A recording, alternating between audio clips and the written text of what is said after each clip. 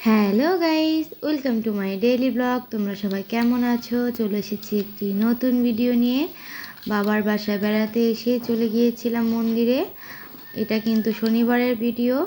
শনিবার দিন হলো আমাদের মন্দিরগুলোতে বারের যে হরিণ নোট দেওয়া হয়, তাই জন্য আমরা মন্দিরে চলে গিয়েছিলাম সবাই মিলে। দেখো, এই হলো আমাদের মানিকগঞ্জের রাস্তা। এটা হলো মানিকগঞ্জের যে টাউনের যে লেক, ওইটা। আর এই দেখো আমাদের কালীবাড়ি মন্দির। এখানে কিন্তু কালীবাড়ি মন্দিরের পাশাপাশি কিন্তু লোকনাথ বাবার মন্দিরও ছিল।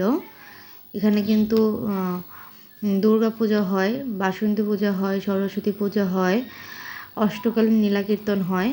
আর এই দেখো এখানে কিন্তু সন্ধ্যা প্রদীপ দেখানো হচ্ছে। আর এখানে শনি দেবতার উদ্দেশ্যে প্রদীপ জ্বালানো হয়েছে এবং কি পূজা দেওয়া হচ্ছে। তারপর কিন্তু এখানে অনেকে কিন্তু অনেক সুন্দর করে গান গিয়েছিল।